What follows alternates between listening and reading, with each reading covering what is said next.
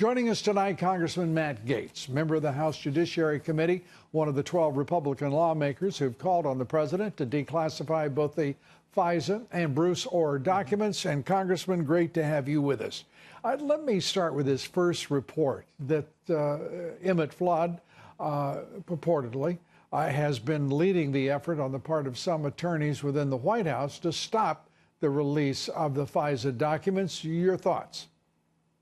Well, I've not met Mr. Flood. I haven't spoken with him, but I do know that only transparency is going to expose the extent of the corruption and really the connectivity of the cabal that is out to disrupt this presidency. I mean, we have caught the Ohrs red-handed, not disclosing information. And I think what's really important is that the information wasn't given to the secret court, to the FISA judge. And so here's our common sense argument, Lou.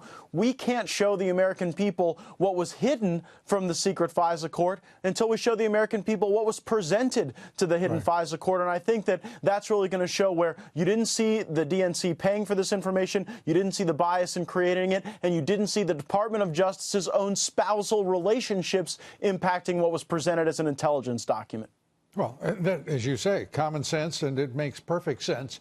There is also the issue here. This is a president who has said, and he has acted upon it, he wants his to be the most transparent administration in history, a claim made by his predecessor, but honored only in the breach by the former president. This president has a unique opportunity, and that is to take control of this witch hunt that that has frustrated him throughout his presidency. He has received no support from Mitch McConnell, from Speaker Ryan, from you and a number of your colleagues. He has received immense support, but from the leadership, nothing. At a time when McConnell and Ryan, in any other circumstance, would have expected, one would have expected to stand shoulder to shoulder with this president and simply decry the appointment of the special counsel and demand its end. Well, Lou, I think that what you've highlighted is the frustration with the status quo. But imagine how worse things will get if the Democrats take over in the midterms. I think Bob Mueller purposefully doesn't want to give his report to a Republican Congress. I think that they are hoping that the Democrats will take over, that Mueller can issue a report, and then Democrats in the House can have a snap impeachment to really take us away from the results that we've been delivering for the American people. I mean, you look at the energy in the Democratic Party right now, it's about resistance, not results. And so as imperfect as our Republican leadership is, and we've been very critical of them at times on this show, Lou, I think it's a heck of a lot better than having the Democrats do everything they can to create chaos when we've got a president doing so much on trade, on the economy, on jobs to make sure that American people live better lives. I couldn't agree with you more. And I personally, I believe that the American people agree with what you're saying. And I can't imagine that Republicans won't turn out in massive order. I don't know whether such a thing is in prospect. They've got to know what's at stake, Lou. I mean, Republicans have got to know that if you do not show up and vote in these midterms, you are essentially dooming our president to impeachment. And so we got to get up, we got to be active, and do everything we can to encourage people to exercise the right to vote. Madison said that citizen was the highest role in the democracy, and we've got to rise to that challenge in the midterms as conservatives. You know, the American people, and particularly those who voted for President Trump, did rise to the occasion in 2016. They've been frustrated. This president has not delivered on the wall. He's been frustrated in that desire by McConnell and Ryan.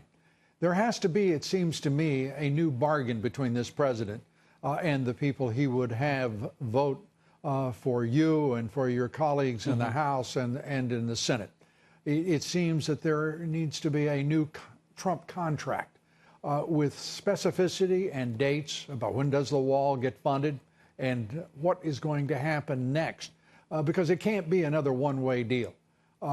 It was, it was a shot, if you will, heard around the world in 2016. But now there's got to be careful aim and careful targeting in that contract, don't you think?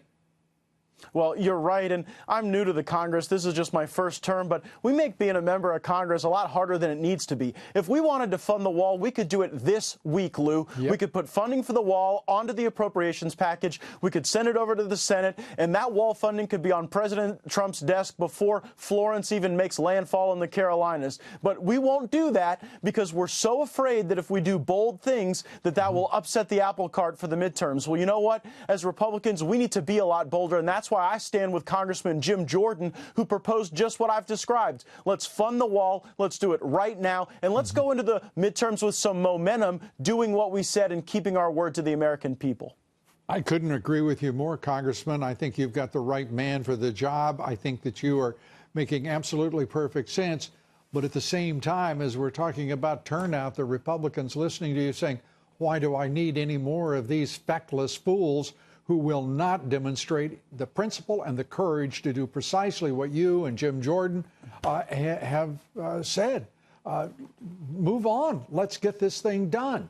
And I just don't know I just don't know how that affects the American voter right now. Have they had We'll demoralize our base if we don't do what we said. Look, we didn't repeal Obamacare to the fullest extent, and if we don't build this wall and we ask people to show up and vote, they're going to ask what we've done for them. Now, I think the economy is rolling. I think the regulatory environment's right. I like that we're resetting trade, but this last election in 2016 was about immigration, and we need to do what we said. Without question, and this president he has more than delivered on his promises.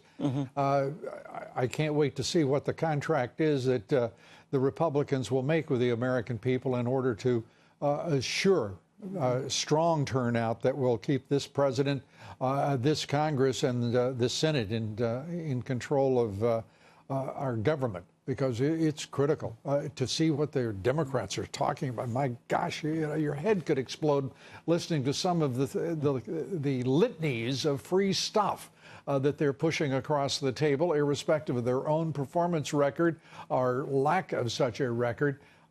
It gets kind of exciting to think about what would happen on November 6th, because I can't imagine anyone rational voting Democratically. I suspect it's a bit of a leap for you as well, Congressman. Well, yeah, and look, their agenda will be chaos. Every day there won't be policies put forward to help the American people, to help the middle class, to make sure that we've got safe streets and good schools. All the Democrats will do is they will manifest their Trump derangement syndrome in crazy hearings that will distract us from the important work that we've got to do for the American economy, the American worker, and the American family. So, look, I get that there are elements of it that are a bumpy road, but we're doing better as a country because the president is showing bold leadership. Now, you're right, the Congress can do more, but the Congress has to be a partner, not an impediment. And if the Democrats take control, all they'll be selling for 2 straight years is chaos and disruption rather than the results that the American people deserve and that we can get. We just have to keep our promises.